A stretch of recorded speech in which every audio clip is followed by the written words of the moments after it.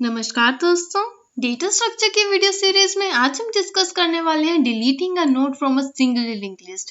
तो अभी तक हमने इंसर्शन देखे थे जिसमें हमने 4 केसेस को भी स्टडी किया था। उसके हमारे पास 4 कंडीशंस भी होती थी किस तरह से हम उसको इंसर्ट करते हैं। तो इस वीडियो में हम देखेंगे कि हम डिलीशन किस तरह से करते हैं, क्या क्या इसकी कंडीशंस होने वाली हैं और क्या केसेस हम स्टडी करने वाले हैं। तो मेरा नाम है आंचल और आप देख रहे हैं द इनसाइड कोडर्स। आइए दोस्तों शुरू करते हैं।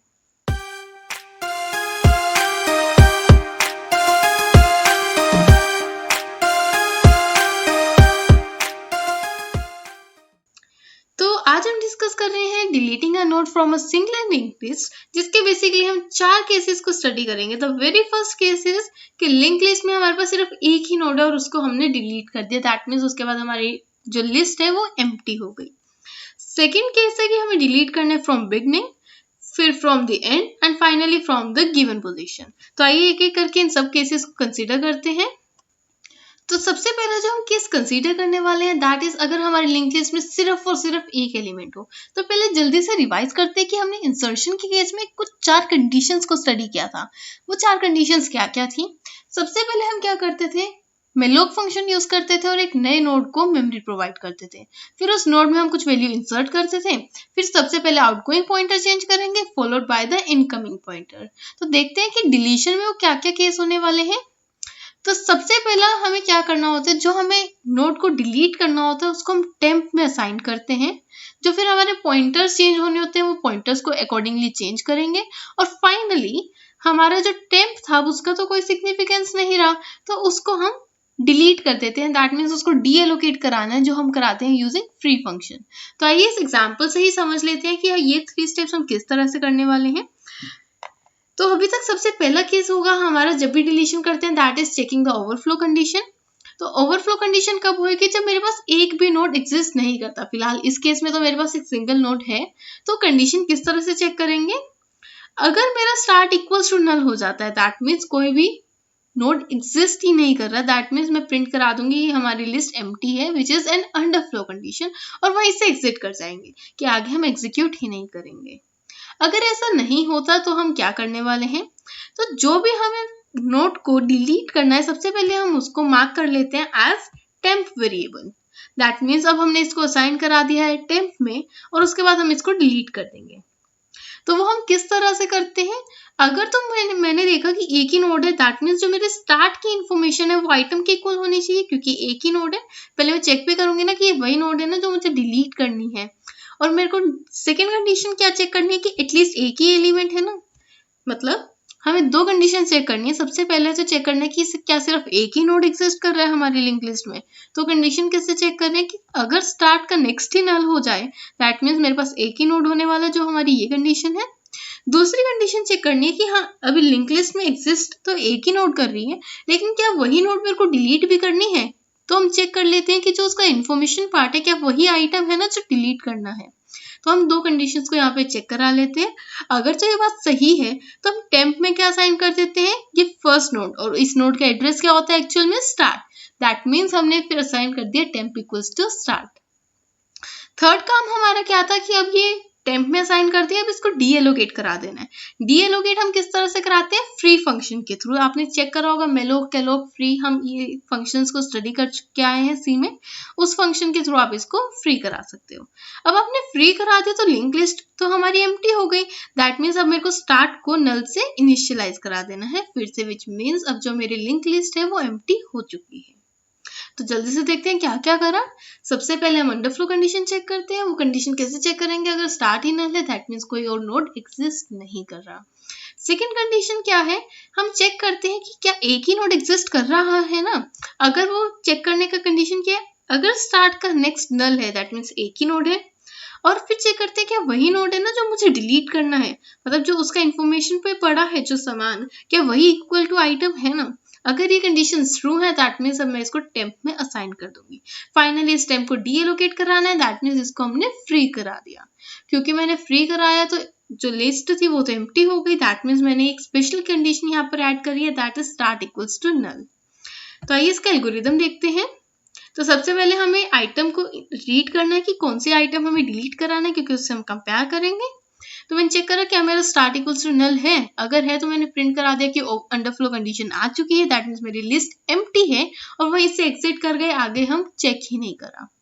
अगर ये कंडीशन फॉल्स होती है तो हमारा स्टेप 3 एग्जीक्यूट करेगा, जो पहले कंडीशंस को चेक कर रहे हैं क्या स्टार्ट के इन्फो पे आइटम है और क्या उसका नेक्स्ट नल है ना, दैट मीन्स एक सिंगल नोड ही है ना सिर्फ हमारी लिस्ट में। अगर तो ये कंडीशंस ट्रू है तो हम क्या करते थे, टेम्प में स्टार्ट को इनिशियलाइज कराया, जैसे ही वैल्यू असाइन कराई और फिर उसके बाद फ्री कर दिया इस टेम्प को, और उसके बाद हमारी लिस्ट खाली हो चुकी थी, दैट मीन्स वो एम्प्टी थी, जिस वजह से मैंने इनिशियलाइज करा दिया स्टार्ट को विद नल, और ऐसे हम एग्जिट कर गए। आइए अब सेकंड केस को समझते हैं। सेकंड केस कहता है कि डिलीट करना हमें नोड फ्रॉम द बिगनिंग। तो अब मतलब हमें इस लिंक लिस्ट में m वाले नोड को डिलीट करना है, विच इज द स्टार्टिंग नोड। तो हमें कैसे पता चलेगा कि स्टार्टिंग नोड को ही डिलीट करना है? तो चलिए उसको तो हम आगे देखने ही वाले हैं। तो सबसे पहले देखते हैं अपनी अंडरफ्लो कंडीशन, जो मैंडेटरी है चेक करना, क्या हमारा स्टार्ट नल के इक्वल है? नहीं, यहाँ पर 3 नोड्स एग्जिस्ट कर रहे हैं, दैट मीन्स अंडरफ्लो कंडीशन तो नहीं है। सेकेंड केस जो हमें चेक करना है वो क्या होगा कि हम इसको टेम्प में असाइन करेंगे। तो उससे पहले मैं आपको एक कॉन्सेप्ट समझा देती हूँ। अगर मैं इस नोड को स्टार्ट से रिप्रेजेंट करती हूँ, जो हमने सबसे फर्स्ट वीडियो में चेक पे किया था, जो आप देख सकते हैं, तो अगर मेरा m का एड्रेस स्टार्ट है, दैट मीन्स जो मेरा n नोड है, इस पूरे नोड का एड्रेस क्या होगा, स्टार्ट ऑफ नेक्स्ट में लिख सकती हूँ इसको। तो इसको अभी हम आगे यूज भी करने वाले हैं। तो सबसे पहले तो हमने क्या करा, इसको टेम्प में असाइन करा दिया, दैट मीन्स टेम्प में मैंने असाइन कराई है वैल्यू स्टार्ट। फिर उसके बाद अब मुझे क्या करना था, इसको डी एलोकेट करना है, दैट मीन्स इसको फ्री कराना है। तो जैसे ही मैं इसको फ्री कराऊंगी, जो मेरा एक्चुअल में टेम्प था, तो उसके बाद मेरे को उसका पॉइंटर भी चेंज करना पड़ेगा। तो पॉइंटर चेंज करने के लिए अब थोड़ा सा ध्यान से समझिए, मैंने क्या बताया, जो मेरा m वाला नोड है, इस नोड का एड्रेस है स्टार्ट, दैट मीन्स जो नेक्स्ट नोड होगा उसके एड्रेस में लिख सकती हूँ स्टार्ट का नेक्स्ट, क्योंकि लिंक पार्ट किसको डिनोट करता है, नेक्स्ट नोड के एड्रेस को। तो मैं चेक करूंगी क्या स्टार्ट वाली वही नोड था ना जो मुझे एक्चुअल में डिलीट करना था, दैट मीन्स स्टार्ट के इन्फॉर्मेशन पे आइटम है वही वाला नोड डिलीट करना है ना। अगर तो करना है तो मेरे को क्या करना था, इसको तो मैं फ्री करा दूंगी, अब इसका पॉइंटर भी तो चेंज करना पड़ेगा, और उसका पॉइंटर क्या हो जाएगा, स्टार्ट, जो आप देख भी सकते हैं। और जैसे ही हम वो चेंज करेंगे तो उसके बाद हम इसको फ्री करा देते हैं। जैसे मैंने इसको फ्री कराया, दैट मीन्स m नोड हट चुका है। अब मुझे क्या करना है, स्टार्ट पॉइंट करेगा मेरे नेक्स्ट नोड को, दैट इज स्टार्ट का नेक्स्ट, जो हमने चेक भी किया था। ऑलराइट, आइए इसके एल्गोरिदम भी देख लेते हैं।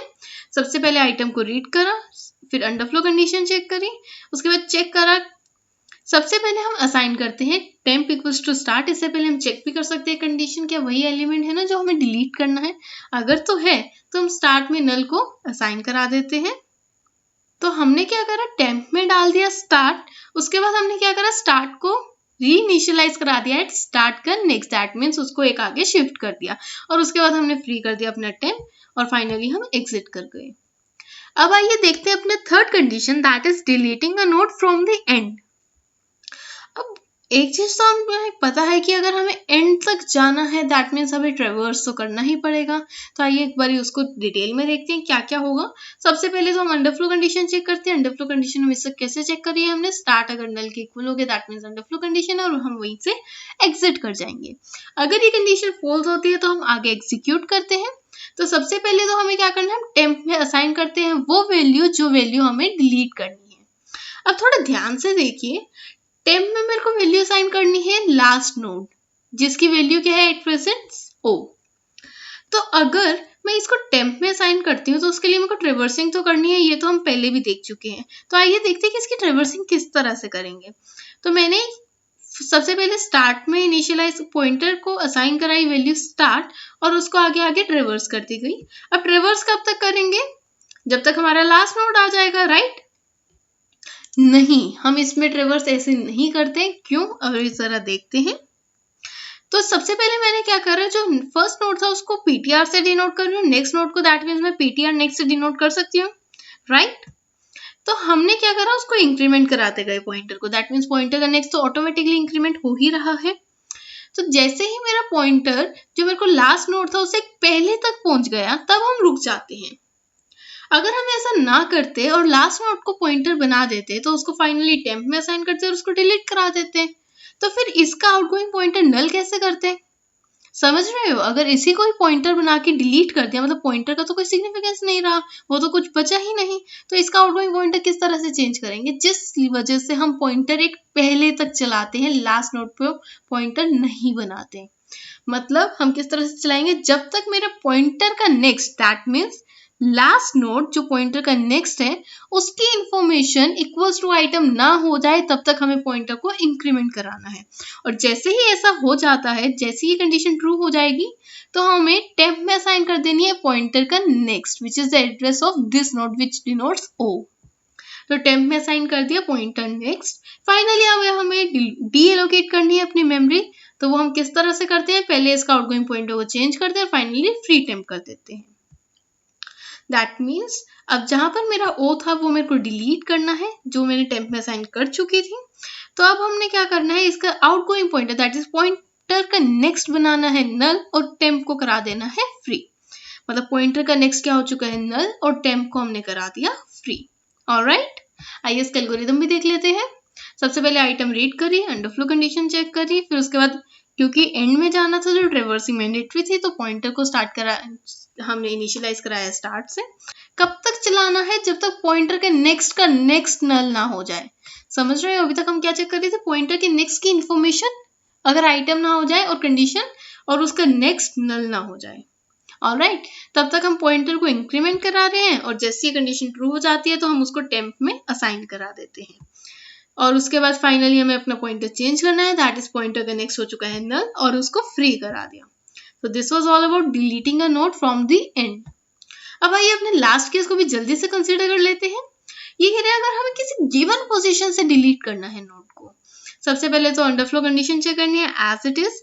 अब इसको टेम्प में असाइन करना है। थोड़ा फिर से एक बार ही देखते हैं। अगर फर्स्ट नोड पॉइंटर है, दैट मीन्स सेकेंड नोड क्या होगी? पॉइंटर का नेक्स्ट। कब तक काम चलाना है? जब तक पॉइंटर के नेक्स्ट की इंफॉर्मेशन आइटम के इक्वल ना हो जाए, क्योंकि अब हमें गिवन पोजीशन से डिलीट करना है। जैसे ही कंडीशन ट्रू होती है तो हम इसको टेम्प में असाइन कर देंगे, अदरवाइज हम क्या करते रहेंगे? नॉर्मली पॉइंटर को इंक्रीमेंट करते रहेंगे। जैसे ये काम हो गया, अब हमें क्या करना है? डी एलोकेट करानी है मेमोरी, विच मीन्स जो मेरा पॉइंटर है वो पॉइंट करेगा हमारे टेम्प के नेक्स्ट को। अगर आप थोड़ा सा डिटेल में समझते हैं एक बार इसको, सेकेंड स्टेप पर आते हैं। पहले ये मेरा पॉइंटर है, पॉइंटर को नेक्स्ट को मैंने असाइन करा दिया है टेम्प में। हम ये देख चुके हैं कि हम ये पॉइंटर इसको क्यों नहीं लेते, क्योंकि अगर मैंने इसको डिलीट कर दिया तो हम पॉइंटर के जो इनकमिंग और आउटगोइंग से उनको चेंज नहीं करा पा रहे थे। तो हमने क्या करा? इसको पॉइंटर का नेक्स्ट कंसीडर करा, जिसको हमने टेम्प में असाइन कर दिया। अब मैं इसको पॉइंटर के नेक्स्ट का नेक्स्ट भी बोल सकती हूँ या फिर टेम्प का नेक्स्ट भी बोल सकती हूँ। आप दोनों ही लिख सकते हैं, that both are exactly correct, bonus they both are same.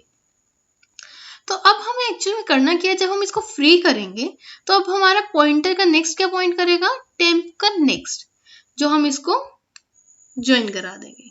Alright, that means pointer का नेक्स्ट अब बन चुका है टेम्प का नेक्स्ट, और इसको फ्री करा देंगे।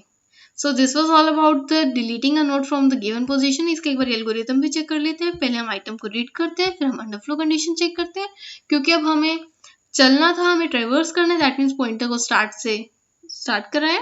हम अपना देख चुके हैं लॉजिक कब तक चलाएंगे? जब तक पॉइंटर का नेक्स्ट की इंफॉर्मेशन हमारी आइटम नहीं हो जाती तब तक इंक्रीमेंट कराना है, और जैसे ही हम ठीक पोजीशन तक पहुंच चुके हैं, हम टेम्प में पॉइंटर का नेक्स्ट को असाइन करा देते हैं, पॉइंटर को नहीं कराते, वरना इनकमिंग आउटगोइंग को चेंज करने में प्रॉब्लम आती है। फाइनली हमने क्या करा? पॉइंटर का नेक्स्ट टेम्प का नेक्स्ट बना लिया, जो हमने डायग्राम में देख चुके हैं, और फाइनली फ्री करा दिया अपना temp. So this was all about deleting a node from a given position। तो हम 4 केसेस को स्टडी कर चुके हैं। आई होप आपको ये वीडियो लेक्चर पसंद आया होगा। अगर आपको कोई भी डाउट या सजेशन है तो आप कमेंट बॉक्स में जरूर दीजिएगा, और अगर आपने वीडियो को अब तक लाइक या शेयर नहीं किया है तो जल्दी से वीडियो को लाइक और ज्यादा से ज्यादा शेयर करें, and please subscribe my channel and press the bell icons for latest updates. शुक्रिया, धन्यवाद, थैंक यू।